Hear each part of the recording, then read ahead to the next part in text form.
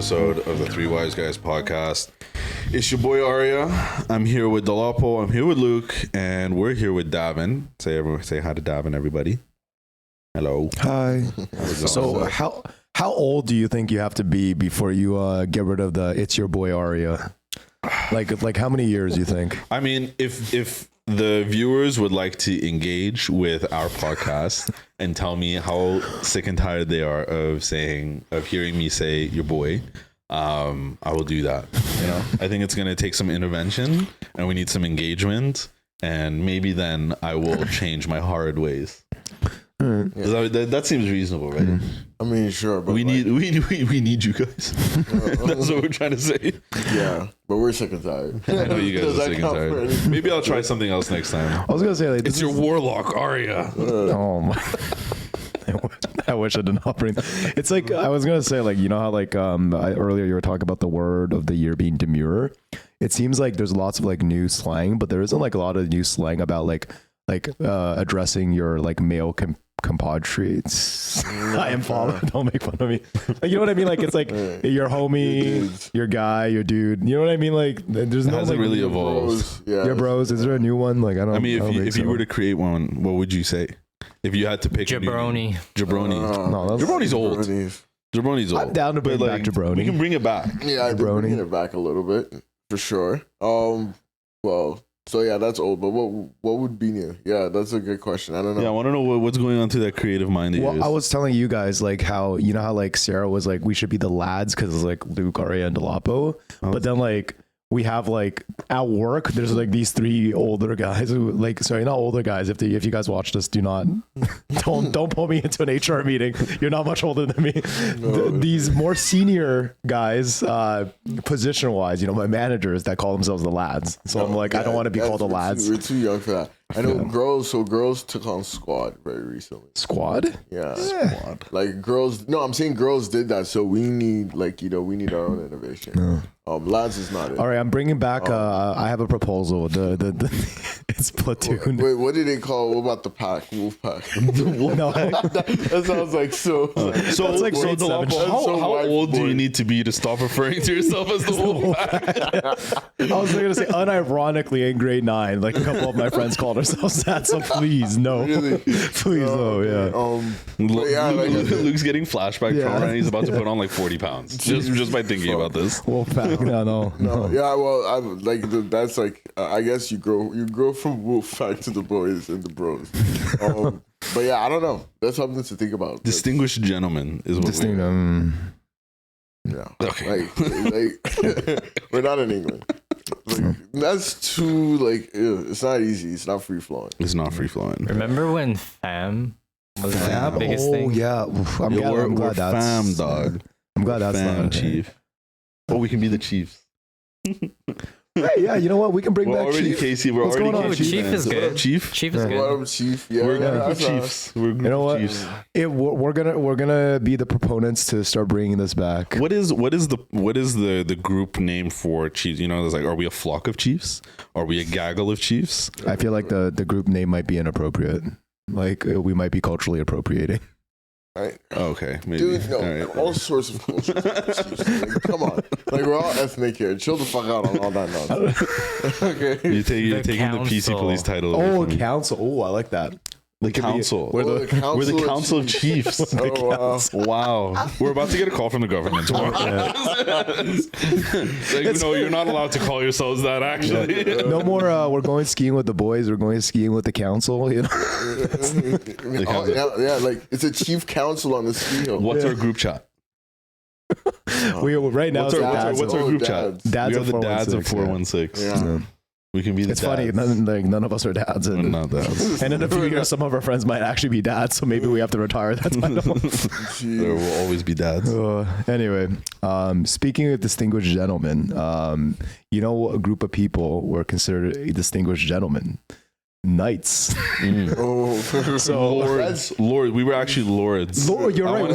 We weren't knights. We were lords. We were lords. Yeah. Going to see knights go to battle. Oh yeah. So D, do you want to talk about your first time at medieval times in Toronto? Like, how'd you like it? Yeah, no, it was incredible, and I guess what set the stage is I went to go see Gladiator earlier in the weekend. The day before. I was charged up. Steph was laughing at me. Oh, okay. I was charged up. I saw it, like it was a good movie. I feel like the first one was better. I think it got a little bit sappy in the end, and just the story just became like a little drab. So that was it. But like for the most part, yeah, the set design was incredible.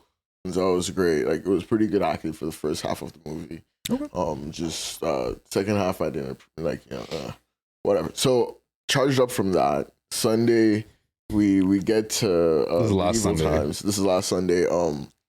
Yeah, we get in there, $20 parking, I remember. 15. Oh, was it 15? I didn't charge you guys for it. Oh yeah. That's MVP right there. And I remember I was first cheesed because like at the Adventure Time, they were still using like lists, like paper lists. Yeah. Like there's a line. There's a screening. So there's a screening at the beginning where they check your name, like you're going to school assembly. Yep. Where they check your name off, and then you go and you collect your tickets because they don't give your tickets online. It's a voucher they give you, and then you have to redeem your tickets. Yeah, and I don't know. Mine was like, why is there a lady like standing in front crossing my names off a list? Like this should be done electronically, okay? Like everywhere else in Canada. But yeah, so we got in there, and I immediately proceed to ask very politely one of the ladies who was like in line if they took volunteers, like to like sub in. This like, poor girl, this poor girl. I was like, yeah, like I was like, I want to sub in for a sword battle. And I was like, yeah, can you make that happen? And she looked kind of perplexed. She was so confused. And then Arya came in and was like, don't take him seriously. So that was my agenda. So, before he continues, context, like we're in line and Dolapo's like, oh, they're going to select me to fight. I want to volunteer. I want to... No context. I want to give myself to the cause. We were like, what? And then he was like, yeah, like I'm sure they'll like take someone from the audience. And I was like, where are you basing this is off of? He thought it was a magic show. That's exactly what I was basing it off. Magic shows. You always get volunteers from the crowd, like now you see me like a card trick and shit. I'm like, yeah, like, it's nice fighting. So like, I'll tell you this, I didn't think Medieval Times was as big and as grand as it is. This is like a mini arena filled with sand. It's like your own little mini Coliseum here in Toronto, literally. Yeah. And like, it's all horses. Like men on horses, like everyone, like the stories told on horses, and like there's a queen, like one queen, queen, one woman employed in this entire production is the queen. That's very true. Everything else is men. There was some what? I think there were some squires, female squires cleaning up the poop. Were they the only other females were the wenches serving us. No, it was all men, dude. It was all men. Yeah, all knights, distinguished gentlemen. Yeah, I know, it was awesome. We took some pictures, and then like there was like a sword gift store like there. But all of this to say, yeah, we got in there. It was incredible seeing this mini place, and then obviously we get a meal. They call it a four-course meal, but the fourth course was coffee and tea. I guess that counts. Dessert. It was coffee and tea plus dessert. Dessert. Oh, okay. Because we got the soup, then we got the chicken. Oh, yeah. It was just 3 courses. I think the garlic bread, they counted as like a course. They counted the garlic bread as a appetizer. Like, it did say garlic bread on the thingy. Yeah. Okay. Well, okay. Whatever. And that's like the exact Texas toast you get at Costco. Like, you know what I mean? But yeah, so we got, the chicken was pretty good though. So we got served dinner there. And they divided us into like 6 like different houses, and each house had a night, and they jousted. There's some storytelling. There was horses doing tricks. There was like falcons, Spanish horses, yeah. And like it was pretty cool. Like the horses were bowing. Like like some of the tricks were pretty. They were jumping. They were galloping. They were literally dancing. Yeah. Like pretty impressive. Like they have some horse trainers. I remember Luke was saying horse breeding might be like a side business for them, because they were doing a fantastic job. Like I didn't expect that to be what was going on there. The falcon, and then obviously we got to the action. There was the jousting, and like it was pretty good. They were hitting things, and I mean they were flying off their horses a little bit, too crazy, and like you could tell like, oh, whoever started running first was gonna win that round, and But like it was still impressive. It still managed to get us engaged. Like I was screaming, you know. I at that point I knew like if I got subbed in, like I would have failed like horribly. Like these guys are actually professionals that do these things. But you know that didn't stop me from saying sub me in. At one point, when the actual battle started, so what they do is they put up a net, over the edge of the thing. That's very true. I remember I looked at Dolapo. I was like, "They put that in for people like you. They know you're gonna try and jump. No, you can't. You can't get in there." As soon as you sat down, though, I think you said, "Oh yeah, this is not what I thought. I thought I could actually volunteer." I truly thought like I could like. Someone would be presenting or doing or running around and like I'd stand up and raise my hand and be that guy. I was fully ready to be that guy. You know what? Maybe we mail in a suggestion to Medieval Times. I don't think they've updated the script at least since like again. This is the exact same script. Yeah, in grade 4, exact same. So it's like the betrayal and then one of the knights, the evil knight. Yeah, the first knight comes back and like you know he beats them and then all that. Like so I'm like maybe am I crazy? Okay, tell me if I'm crazy, but I thought that the characters like the knights they look the same as the knights from like 15 years ago when we went last. Just older. They look the same. I feel like my theory here is that they're hiring people that look the same as their predecessors. Probably. To have them. I could have sworn like there was a guy with like a grayish beard, like they all had long hair, you know what I mean? But there was like one guy who was older than the rest, some like young guys. There's more balding guys now in the cast than there was before, but I thought it looked like the same people, and the pictures they have on the front are the same actors, but from like 10 years ago. When they look way younger. Yeah, it looked like that. At least like our night looked the same. But I had a fantastic time. I was shouting and like you know making noises the whole time, huzzah, and all that, and I felt like there was great energy in the building too. So. And then, like we're looking at $600 swords after. It was like insane. I was like, what are these people doing? There was some like grown man with his family 2 seats down from us who was yelling. And he was like, destroy him! Yeah, demolish him! He was going in. He was going in. Energy was 1,000. He like took his dad, I think, for like his like fucking 70th birthday or something. I don't know if the dad enjoyed it because I was sitting right next to him. He was not very vocal the whole time, but his son was fucking loving it. This like fucking mid like 30s 40s guy. Also, one suggestion from Medieval Times: you don't need to be so inclusive. I get it. A lot of people want to get shout outs for their birthday. That was crazy. But there was for 10 minutes they were shouting people out. I swear they shouted out like a couple hundred people. Bro, everybody in there had some shout out. At some point they were just saying names like shout out to this person. There was no reason for the shout out. Shout out this person 29th birthday. I was like, I'm sure that's like it's either a free thing or they charge like an extra thing for it. Maybe, but it didn't need to be everybody. Because at one point the guy was like, bear with me. It's like we're halfway through. I was like, yo, it's been 5 minutes. What do you mean you're halfway through?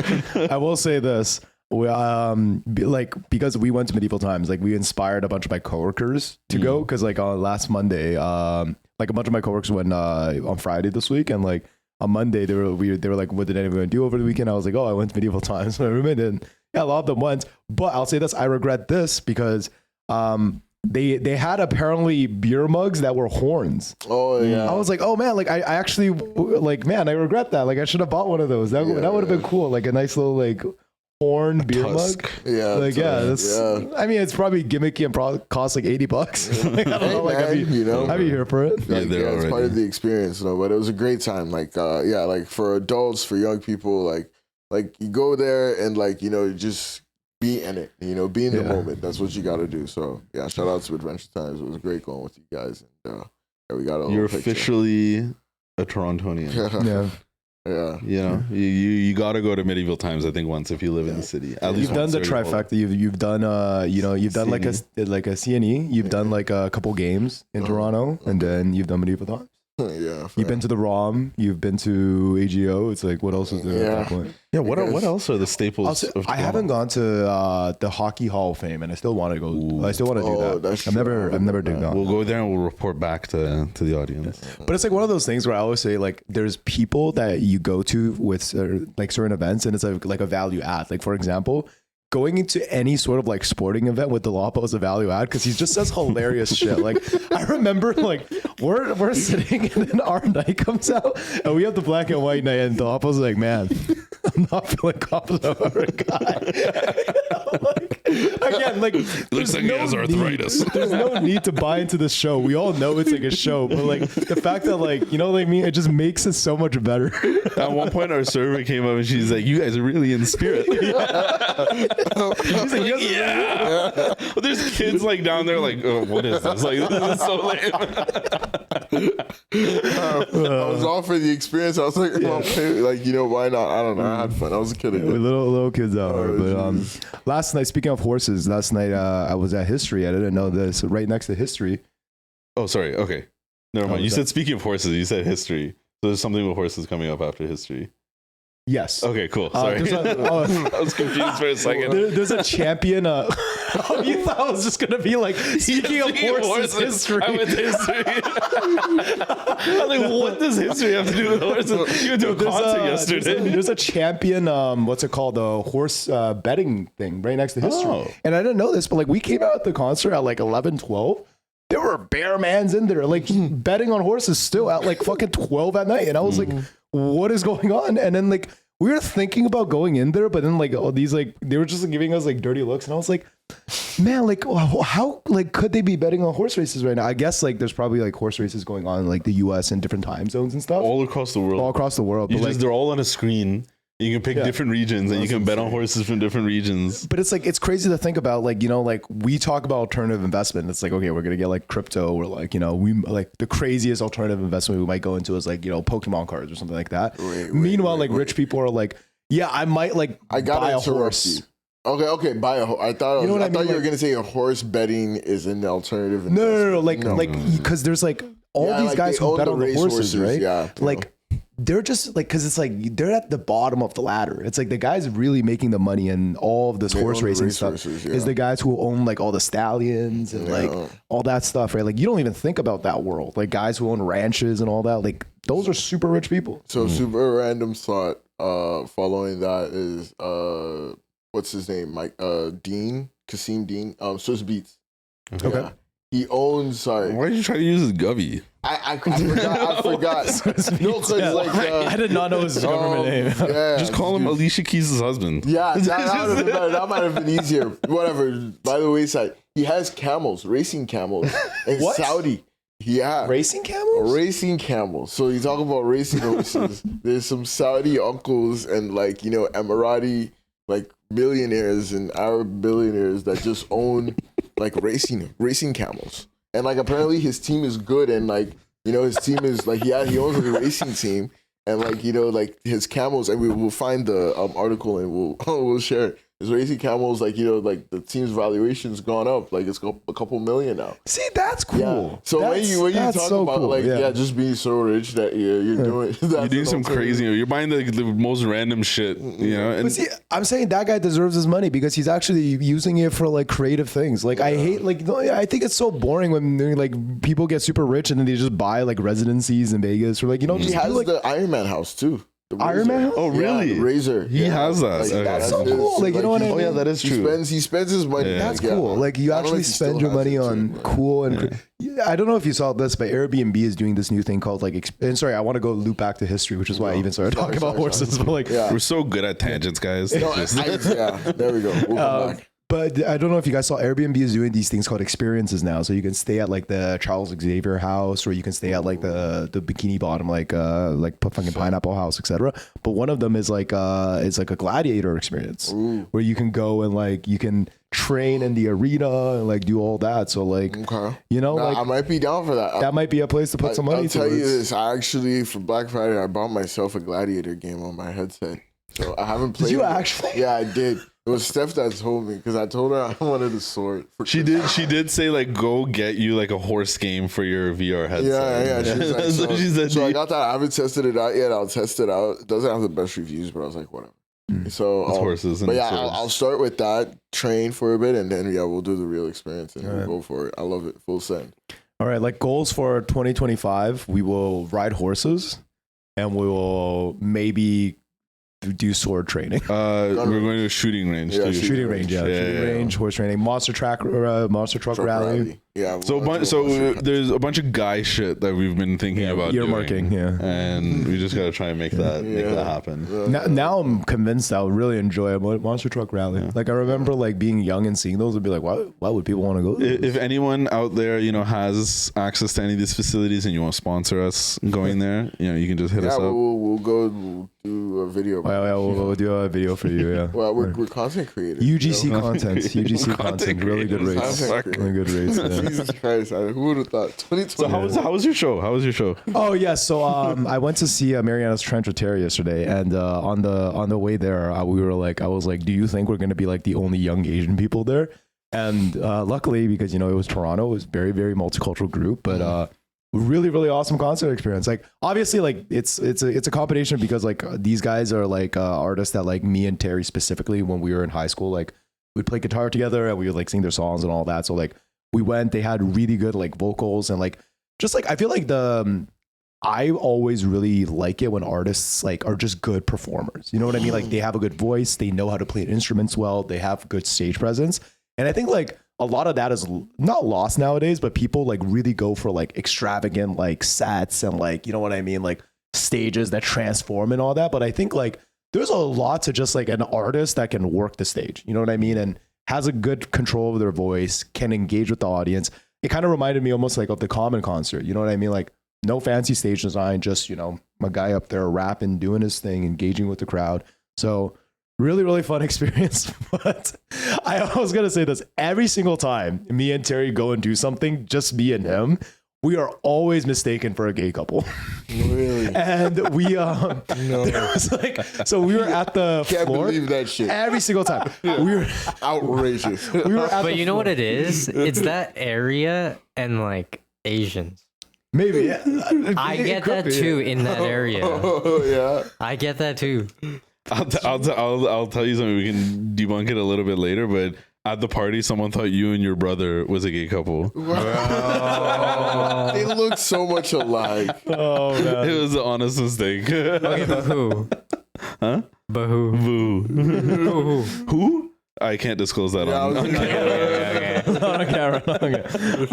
But no, it was like there was this like we were in like the crowd, but then like we had to like pee. So like afterwards, we can't go back into the crowd because like you know how busy it gets in history. Also, by the way, I don't know how Marianas Trench like sold out so many venues, but like this was the most packed I've ever seen in history. Like the stairs, like there was like people like 4 to 5 rows of people on top of the stairs, like fully packed. Like I've never seen it that packed before. So me neither. Like the moment we got out of that floor area, we couldn't even go back in because we couldn't even get to the stairs. Like you know what I mean? So we went up to the mezzi, and then up there was less people, and then there was this actual gay couple in front of us. And like I think at one point Terry was like, let's go take Jaeger bombs, and we took like a couple of Jaeger bombs, and we came back and we were like really fucked up, and they started singing all these songs, and we were like belting out these lyrics, and then this gay couple like turned around and started talking to us and blah blah blah. And then I was like, at one point I was like, are they gonna like invite us to go do something afterwards? Because I think they think like me and Terry are and oh no. Yeah, anyway, I won't disclose like when I'm happening, but like at one point, like Terry kept talking to them, and I was like, yo, like I don't think like you're picking up the vibe here very well because you're like a little more fucked up than me, but like no, like we shouldn't be engaging in this way. You know so I mean? That's why you guys came home so late. Okay, that makes a lot of sense. Oh, jeez. But no, it was a great show. Yeah. Nice. Yeah, history's. You know what? I completely changed my mind about the venue. I remember the first time I've ever been. It's a pretty good venue. I didn't like it, but now it's a new venue. No, I like it. Yeah. Yeah, I like it too. You guys do any Black Friday shopping? I did actually. Yeah, I did some online stuff. Yeah. Yeah. Cool. I bought like my sister's Christmas gift. I bought a couple things for us. I got That is the smart thing to do, right? Like get a Christmas gift. I got like a Christmas gift for Alyssa because of like I almost always do my Christmas shopping on Black Friday actually. The last couple of years at least. Well, that's smart. Yeah, that's the way you're supposed to do it. I'm not smart enough to do that. I'm not smart enough to do that. But can I be honest? Like I don't think about it ahead of time. I kind of just like the day of, I'm just like, all right, I'm gonna make a bunch of rash decisions right now. No, I'm very much a last minute holiday shopper. I have to get my stuff like 3 days before Christmas. Okay. That's Otherwise, I'm unmotivated. I love that. Yeah, no, like I just got like a couple clothes, like some more sweaters and stuff like that. But yeah, the same thing. It's just like, yeah, like it's a good time to, like, I guess like spending money doesn't feel as expensive or as bad on Black Friday. It's like that's the day you're supposed to be spending money. I don't know. So I was reminded of a topic we discussed a couple episodes ago about the dependent relationships. Yep. Those 2 episodes ago, I think it was. And I showed you guys the video, and we'll put it up on the screen for everybody as well. But just to describe it, as Davin's doing diligent editing work right now to put it on, there was this streamer girl who went Black Friday shopping and streamed her Black Friday shopping. But the twist on this stream is that she went shopping with her sugar daddy, and they went into a couple different stores, Luxury Bag, Tiffany's, and she streamed him buying her stuff. And it's a really funny video. It's kind of sad too, a little bit too, the way she talks about him, but it's really funny just seeing the way that he spends his money, the way that they're affectionate in public, the looks that they get from other people. Like at the end of the video, that one guy who's just looking over the side of his eyes, and he's like, "What's going on here?"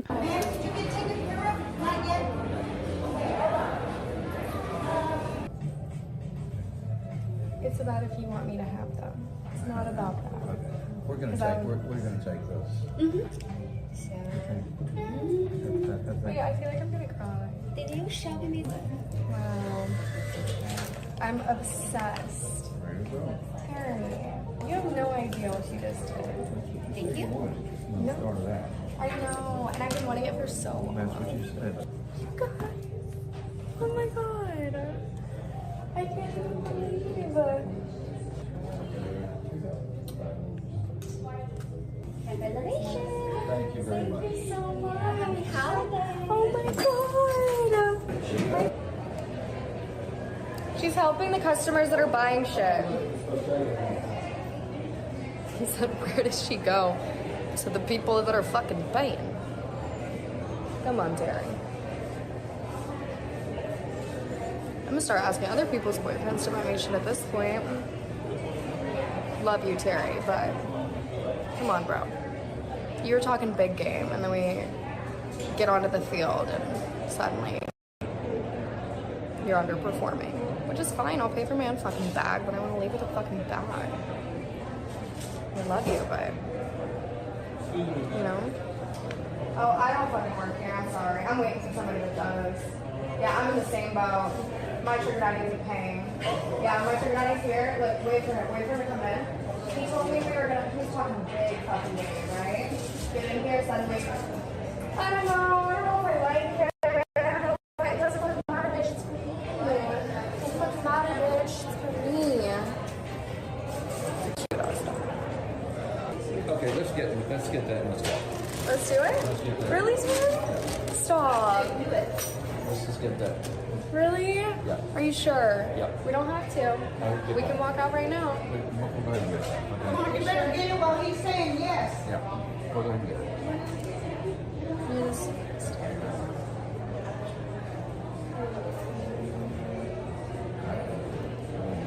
Let me know if you want me to pay you back.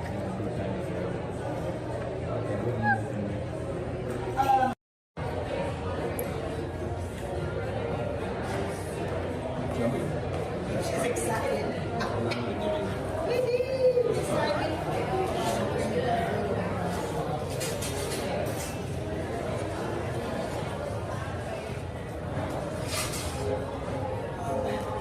Get something right. Thank you so much. Thank you. I'll be right back. So much. Ma'am, did you get taken care of? Not yet. But he was basically, yeah, he bought her jewelry, he bought her a bag. At one point, they weren't getting help, and she was talking so much shit. Yeah, she was like, who the like the clerk's talking to people who are actually gonna buy something. Come on, Terry. So poor guy's name was Terry. Not poor, but like I made the comment. It looked like financial domination. Like, you know, like I know that's a thing out there for the fellas. But yeah. It's first of all, like the Arya used the term. This was a very funny video. I don't know. I left it feeling incredibly depressed, to be honest. And I'll say this: I don't know what's sadder, the guy.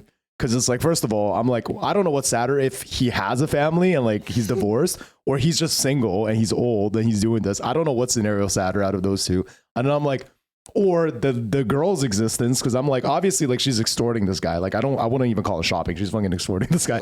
But I'm like, I don't think the way she handles her life and stuff is very conducive for like long-term happiness and fulfillment. And then lastly, really, I would have thought sugar daddies are so sustainable. And then lastly, the bag. Again, like you're right. She's that's a sustainable strategy right there. Secure the bag. She's okay. You're right. She's probably the least sad out of all of those. But then lastly, the 866 people watching the stream. What are you doing? Like you're watching a live stream of this like lady extorting this poor guy, man. Like, and she's a content creator. And yeah, I was just telling you guys before the video, like it was like such a clear, like, so there was this whole thing that happened in the UFC where this guy, Ian Machado Gary, he married this girl, and years ago she published a book, and it was called How to Be a Wag. And a wag is basically like a wife of like how to identify like a guy that's going to be rich and like be the wife of this person, like lock him down. So she actually she wrote a book about this. Like take that in mind, right? And she has a kid with another person, and that's why his middle name is Machado. Like he's like, I wanted to change my middle name so I can relate more to you and the kid that you had with another person. So she wrote this whole book, and this is like a classic play from that book where they like in the book they actually talk about like and by the way I only know this because YouTube deep dives, but like you literally like you restrict affection until you get what you want. And in the video, like you'll see like she's like being so rude to him, like distancing herself from him, talking to another person's boyfriend in front of him. And that was like, the craziest. Yeah. And then the second he like gets something for her where he actually buys something, she starts like filling up on him, touching him, like, you know, maybe giving him a kiss, etc. It's like, it's literally gaslighting. You know what I mean? Like she's literally employing psychological techniques to get this guy to buy her shit. You know what I mean? It's like, it's actually smart. It's malicious. And like, I don't know if she's doing it on purpose, but like she is doing it. You know what I mean? I would put money she's doing it on purpose. The craziest part of the video was absolutely her to the camera saying, no one's helping us right now. I'm about to go ask somebody else's boyfriend to buy me this bag. Yeah. And then there was a couple conveniently there in the video. You'll see it when we put it on the screen. She literally just goes and talks to him. My sugar daddy's being such a pain right now. He won't get me this.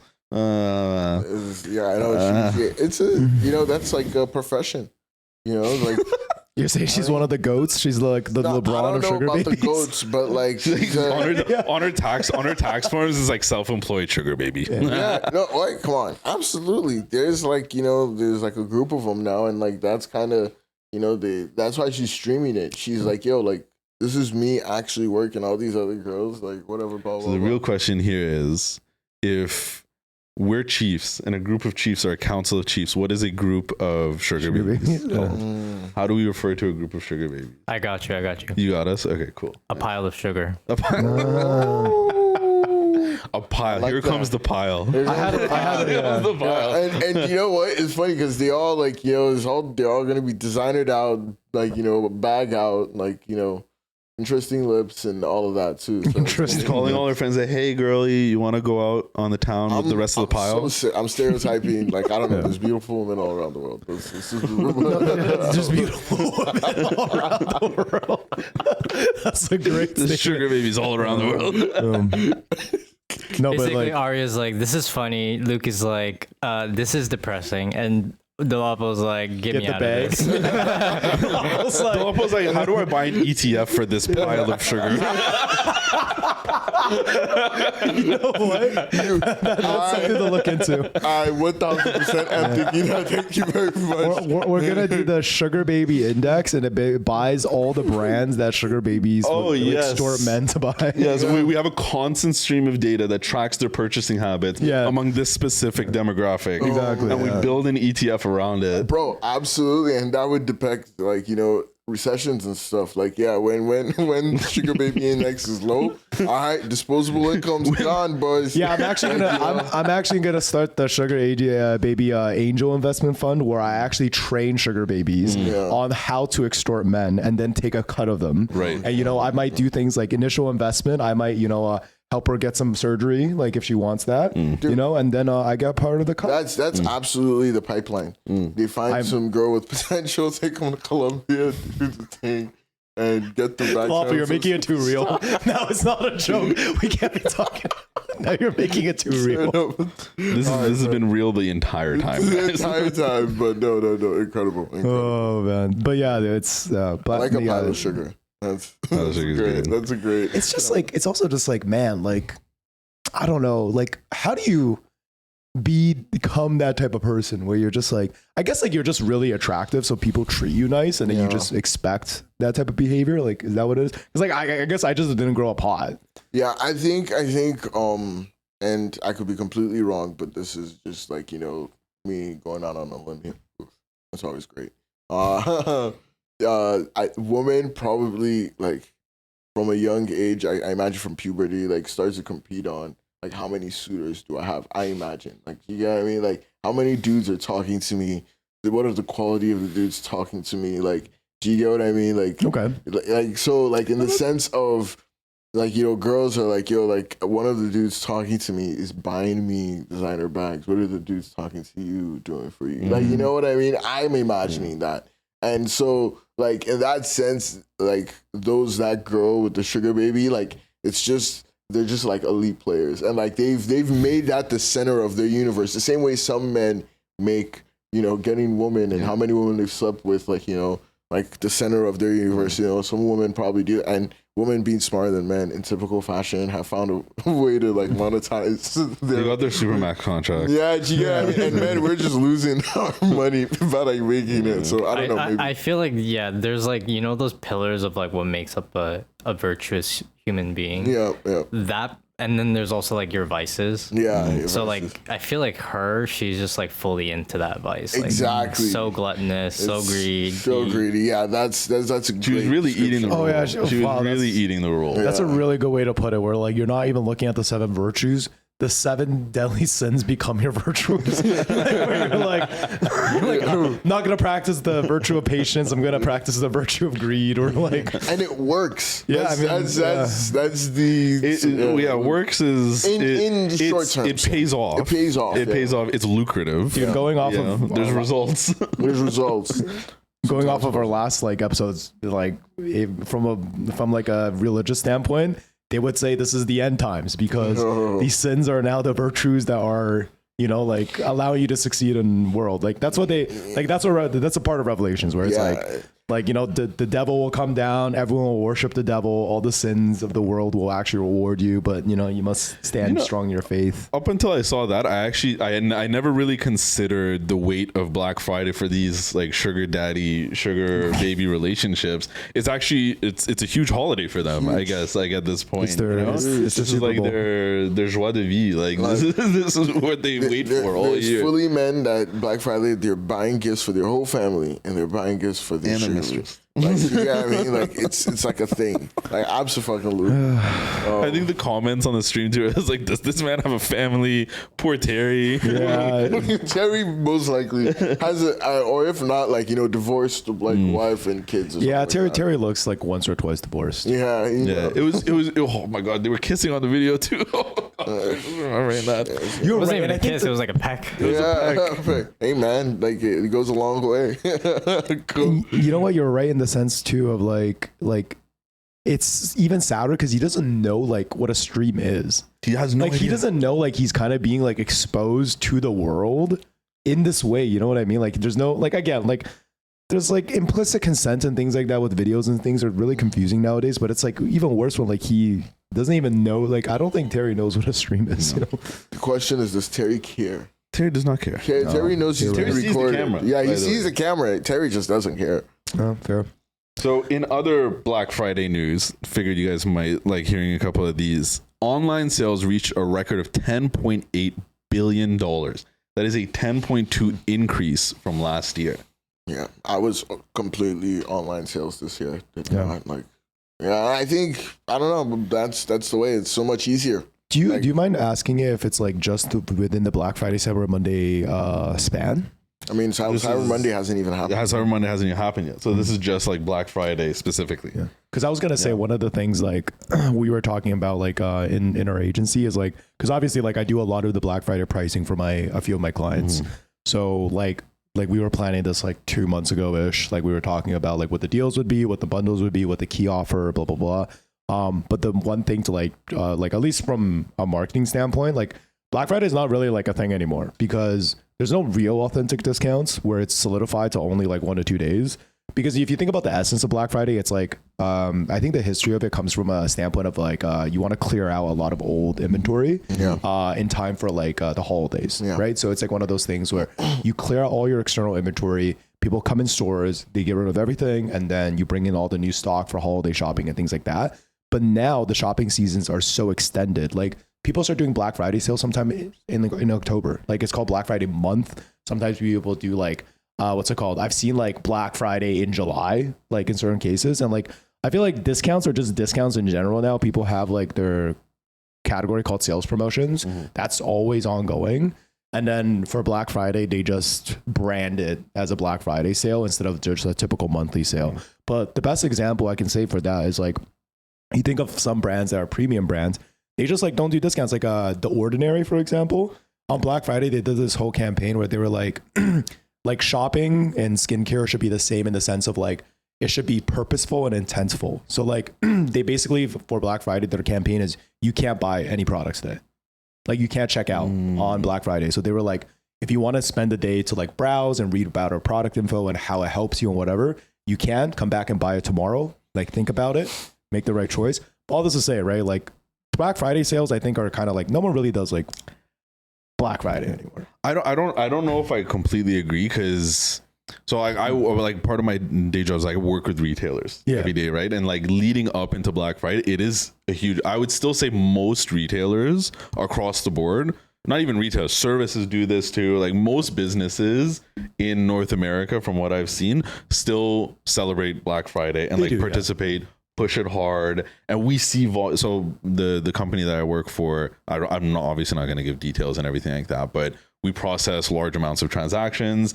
We give people purchasing power. So specifically on days like Black Friday, we see insane increase in volume. So one of the numbers that I found actually was buy now, pay later this year was actually huge. The revenue from buy now, pay later on Black Friday this year jumped 47% from what it was last year. Almost 50% increase. And that's people buying stuff now and paying for it throughout the course of the next 12 months. So it like they're doing that in addition to Black Friday like margin deductions just to bring sales in on a special day of the year. We see billions and billions of dollars of transactions happen on this specific weekend, which is like a complete anomaly from the rest of the year, which is what makes me think that Black Friday is still like a very significant thing. People participate, people transact, especially because consumers are, it's all driven by the consumer. As long as the consumer still cares about it. I agree 100%. I'm more so talking about the standpoint of like the company creating specific and specialized promotions that only happen on Black Friday and never happen throughout the rest of the year. That doesn't really happen anymore. They kind of just like there are always good deals on Black Friday, but is it the best deal of the entire year? Usually no, for all companies. They usually have like 2 to 3 really good deals a year. Yes. One of them will happen on Black Friday. Maybe one of them happens on like Boxing Day. Not even, but like July 4th, whatever it is, like whatever they really find. But you're right. Like it does get spread out throughout the year. And you see like we saw the video, we'll post it up on here as well. I showed you guys just beforehand where it was a Target. Like someone at a Target was taking the cards from inside where they have the sale sticker. They were taking the card behind. It was the same sale, like 30% off, just without the Black Friday messaging on top. So for this weekend, they put a new card with the exact same information, made it seem like it was a Black Friday sale, but it was the same. Like they do that on a lot of products. Maybe not every product, but they do that on a lot of them as well. I see that. And, honestly, maybe it's just also I'm lazy and like I don't create super specialized Black Friday promotions for some of my clients. But it's also like, sorry, go ahead. like I find that sometimes like when you try to actually do something different, it actually doesn't work. Like, and people actually want just the really simple, like easy to understand, 30% off, 50% off, whatever it is. There's actually a few stores. I'll let you get just to like touch on that point. There's a few stores I found online. I never heard of the brand before, but they had a big following, whatever it was. They actually blocked their website in the 5 days leading up to Black Friday. And they're like, this website will be open with this sale on Thursday for early bird. So they made you sign up for an account and you get access to Thursday deals. Friday it's open to everyone, and then they close it on Sunday morning, and then they reopen with regular prices on Monday. I saw that across like 3 different shops. Yeah, sorry, Davin, what were you gonna say? I was just gonna say like the diversity of like all the tactics are like very interesting. so interesting. Yeah, interesting. And I feel like all those businesses, good on you for like being so creative with all these ideas, because like you have to adapt with how. Like, for example, we got out of COVID 2 years ago, and like you have to be able to adapt with people not wanting to be at a brick and mortar. Yeah. They want to be online. They want to have good, like, also like a good social proof that your brand is good as well. So like, I feel like the variety of like different tactics is very interesting. Yeah. It's the purchasing habits have changed completely. I think since COVID, like retail, like brick and mortar shopping has not returned to those levels, and probably will never return to those levels. I don't know if you guys know Big Lots. Have you guys ever heard of Big Lots? The large department store in the US. They sell a variety of items. In the month leading up to Black Friday, they actually closed like 50 to 60 of their locations across the country. And it went for e-commerce? And they still have a few stores, right? But yeah, they're selling a lot on e-commerce. So makes sense. I know this because they're a client. Makes sense. But they closed everything leading up to this like huge day, and like I think a week before they closed like another chunk of like 60 stores. So the main reason for that is I think I read from the article they're actually filing for Chapter 11. So their days are numbered, but their e-commerce is still pushing, which is what's basically keeping them going for this long. That's going to be one of the assets that get given to creditors. And to Davin, your point about like creativity, I was telling you guys about Cards Against Humanity. Yep. Do you guys get it? You guys, Davin, you haven't seen it. Please fill us in. Yeah, I'll fill you guys in. So Cards Against Humanity did this Black Friday campaign. It was very cool. It's like 200%. I think it's literally called 200%off.com. I mean, you can try and find it. But basically, you open the website and Cards Against Humanity has a product called Box, BOKS. And it's literally just a box where you store your Cards Against Humanity. It's the second website there. Yeah. Where you store your Cards Against Humanity cards. And this on Black Friday, so this is what it reads. Today on Black Friday, down and scroll up. Today on Black Friday, we celebrate the beauty of emptiness and the thrill of savings. Introducing Box, a beautiful empty box made of the finest materials designed to hold your entire Cards Against Humanity collection. And today only, you can get it for an unbelievable 200% off. That's right. Not 20, not 50, 200. You could get paid to buy Box. That's their whole thing.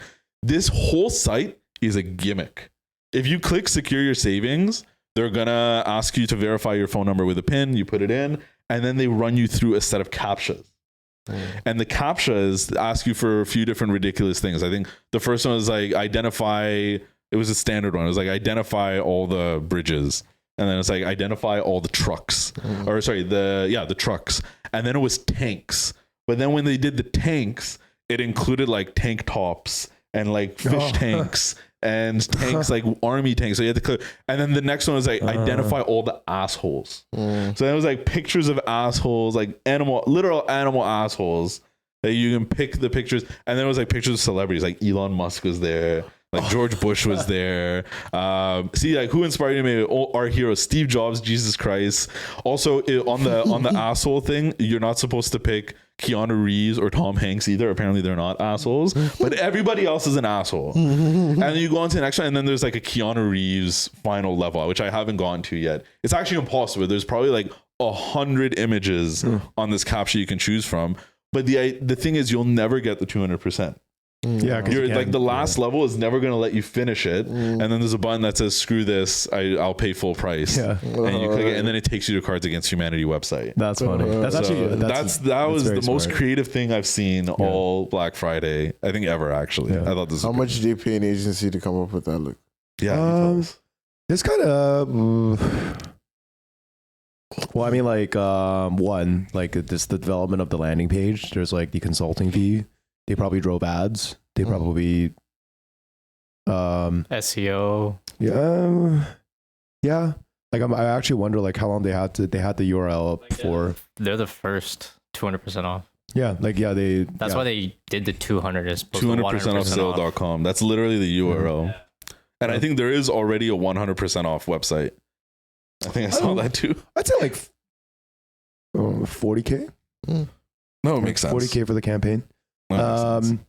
Sorry, and I was pulling up my phone earlier because another one I want to highlight like about Black Friday was like Fall Raven and Patagonia's like messaging for Black Friday is like let's call it lifetime investments Friday instead of Black Friday. So they did discounts, but they were like again like they came from the lens of like, oh, it's important to like think about why you're buying things and like invest in quality things.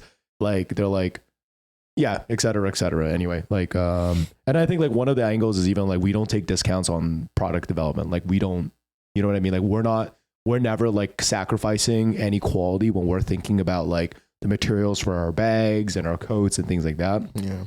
Also, I didn't know Patagonia makes ski gear. Bro, the fucking snow pants are like $600. It's incredibly expensive. Those are the Gore-Tex ones I think I saw. Yeah, specifically. and like they get higher like in price too, but like yeah, maybe one day.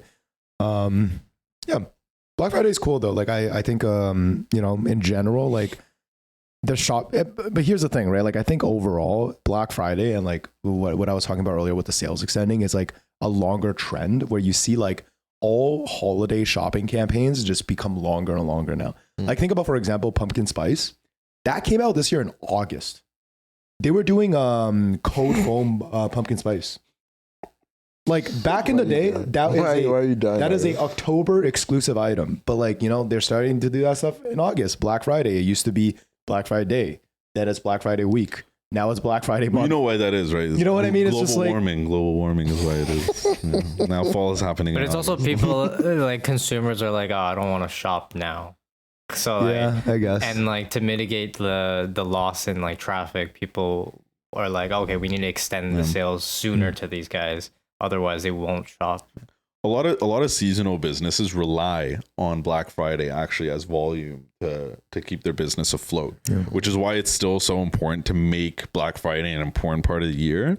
They need that volume to carry them through half the year or whatever it really is, right? Yeah. Just because they're so seasonal about it. They, let's say like, you know, tickets for like a specific membership that only sell at this time of year, they're going to take advantage of everyone spending to get their sales essentially this time of year. It's fair.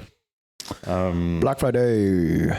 Next thing I wanted to talk about, I thought this was pretty interesting. So this happened a little while ago, but I wanted to get your guys' opinion on it.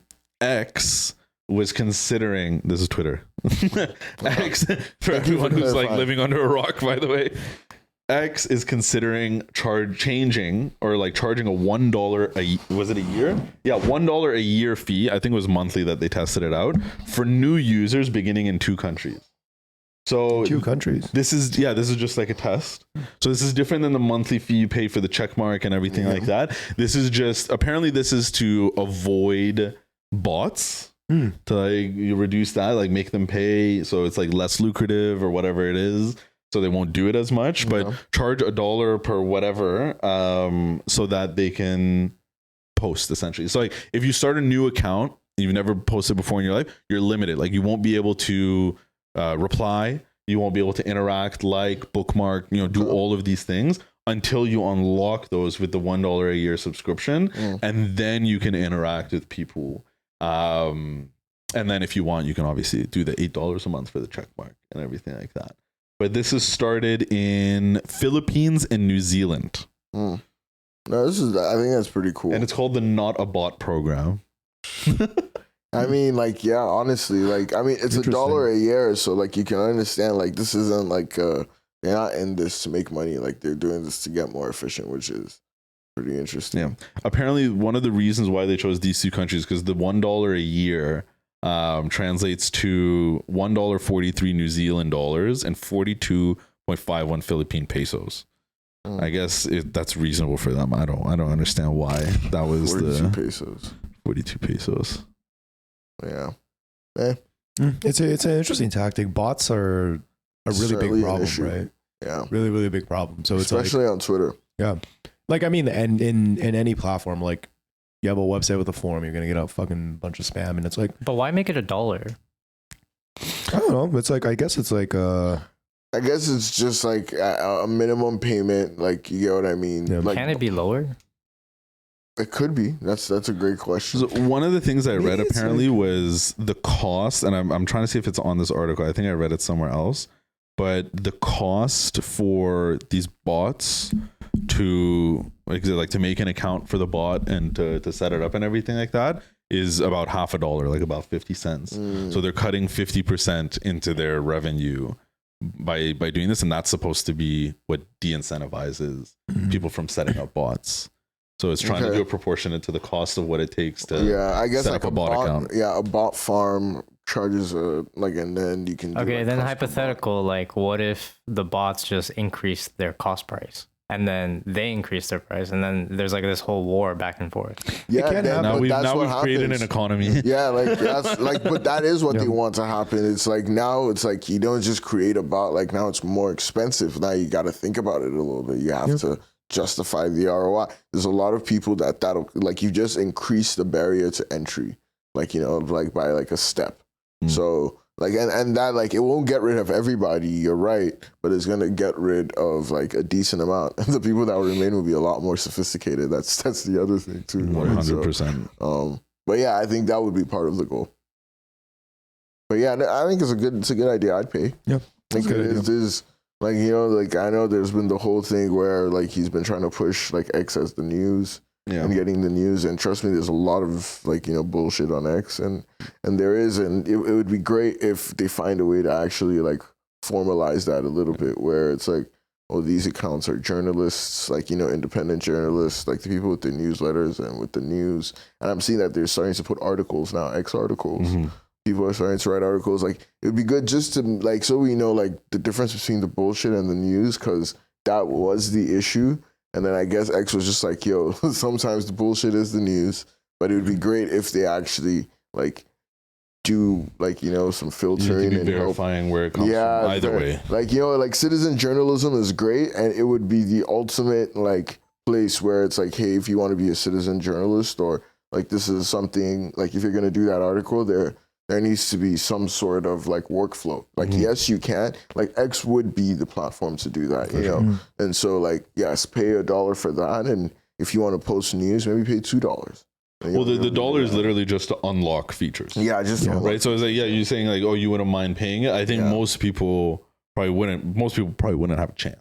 Yeah. But like, it wouldn't affect our accounts, for example, because we already have them. This is only strictly for new accounts. Yeah, I was saying the $1 is justifiable for the news. Sorry, I went very long-winded, but yeah, that's what I was trying to say. Yeah, it makes sense. There's even more that they can do to standardize the news and give it more value.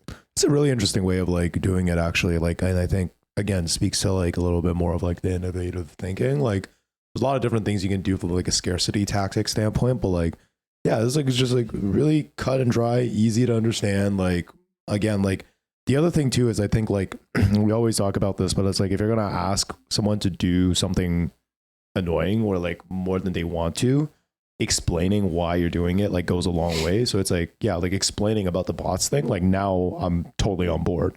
Because when you originally brought this up before the episode, I was like, ooh, is that like a way to like try and incentivize signups before that $1 thing rolls out, which I could also see.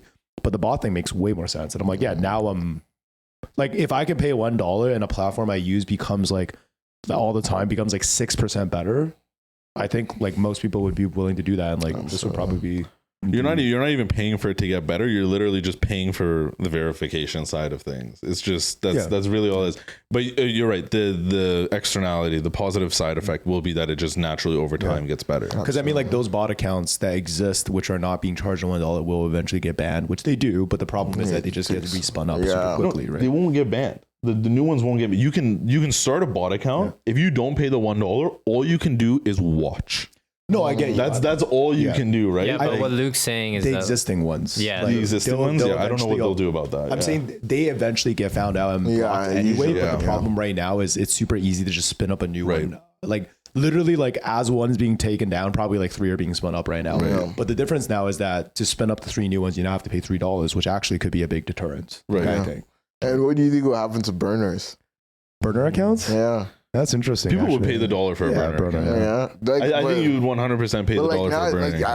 Like, well, I don't have a burner, but like, you know, like now that has to just become like, oh, like I'm paying $2 to have 2 accounts. I guess that's the thing. Like Luke brings up a good point. Like the people that hear about it now, it's going to be implemented. They're going to want to make these accounts now. Yeah. Because I don't think I have an X account. Like I knew that's not up for me. Yeah, without even having to like explain that benefit, like people are still going to want to jump on it. Yeah, that's fair. It's a really cool, because like I was even thinking like at one point I was like, ooh, like because like there was a time where me and Toby were creating social apps, and like one of the thoughts I had was like from a scarcity tactic standpoint is like there would only be allowed to be like 10 subject area experts in any field on the app at once or something like that. So it's like the idea is like, I don't know, like it's very wishful thinking, but it's like that's how you ensure like information hygiene in a way. So it's like if you were like a physicist, right? Like there could only be 9 other qualified physicists that are like verified and whatever, like on the platform. And thus, like when you guys speak about those things in those threads, it's like your thing comes much more, you know what I mean? There's much more validity because you're one of the verified professionals or whatever. And like, this is a way more practical and cool way to do it. Yeah, no, like it'll be interesting. And like, yeah, it's very interesting, and I'd be happy to pay. So before we end the episode, I kind of wanted to do something new, which is I wanted to maybe tease a topic I want to talk about next episode. And the topic I want to talk about is education, certifications, and like the loss of, not the loss, but like in my opinion, the decline of legitimacy and things. Like I think like certain degrees mean much less now. There was a time where like we would be like, this person is an expert because they have a PhD in this, right? But even that nowadays is kind of getting a bit more skewed because people are finding about things like the replication crisis. People are finding about things like in the PhD and master's world in certain fields, there's a lot of like hierarchy and bureaucracy, and people are kind of just each other's friends. So something I want to talk about next episode, and I kind of want to bring to the light, is like what determines an expert now outside of the world of like, you know, let's say like schooling and certifications and titles, doctorates, et cetera, is it still relevant? But yeah, we'll put a poll. If you have anything you want to contribute to that topic, give it to us and we'll bring it up next episode. Yeah. Also, next time, video exclusive, Arya is gonna try 3 Cokes and we'll see if you can actually tell the difference. I will. Spoiler, I will. You know, that's okay. Yeah. Okay. It's all good. Big talk. The last thing before we go, very, very last thing, 2024 word of the year, as Luke mentioned earlier, is demure. Demure is, according to dictionary.com. I don't know if it's Oxford just finished voting, I think. But demure is our 2024 word of the year. Maybe we can dive into that next time as well. But congratulations, the internet, you won. I'm not sure what there is to dive into that. There's nothing there. All right. I want to know why. How? So there's a creator. Her name is Jules LeBron. That's the one who made it popular. This is not a little thing. Word of the year is not like a little thing. Well, this means that most people in the world are using this word. It's something like Luke and his other agency boys came up as a marketing tactic. So it's a psyop. So we're talking, well, I don't know. It's marketing. Is a psyop. Well, word of the year is the psyop. I feel like psyop is the term that the government uses to refer to marketing. So like, here's the thing. That is 1,000% what marketing is. Marketing is a psyop for private companies. Yeah. Yeah, actually, you're right. Yeah. Marketing is a psyop for. But I was gonna say I don't mind the 2024 word being demure, because demure is an actual word. Yeah. You know what I mean? It's like an old word that is now coming back into light. Last year's word of the year was Riz. So are these like the most searched words, or is it like a council of people picking what they think? Each dictionary will have their own like criteria. So they'll based on they'll use things like how many times it was searched on their website, how many times it was used in a thesaurus. Go through publications. How many times it was used online? Okay, that's all I was trying to make sure. They'll all be slightly different. Oxford does voting. Yeah. That makes sense. Why Riz was the Oxford. Oxford does voting, so you vote. So they basically put a vote out to once the internet. it's voting, then it becomes opinion, and that's like whatever. So propaganda. Dictionary.com named hallucinates as the word of the year for 2023. Based off like voting as well. It's I don't know. In the context of artificial intelligence. Hallucination. Okay, that's actually that's actually. And then it comes with generative AI. Okay. And Merriam-Webster named the authentic as the word of the year for 2023. The word saw a large increase in online searches driven by conversations and stories about social media, identity, celebrity, and AI. If you guys want, you can go to the dictionary.com website. They have a whole section for why do we choose this word, and they walk you through with statistics, with analysis on like why this was important and why we made this decision. Okay. So go check it out. But I still think it's marketing. It is absolutely. To hear more about our dumb takes, tune in to the next episode. Thank you everyone for listening. Snowing. It's snowing? Oh, it is. It's snowing. Shit. Yay. Thank you everyone for listening to this episode of the Three Wise Guys podcast. It's been real. It's Arya, Dolapo, Luke, Davin, and until next time, one love. One love, kids. Peace.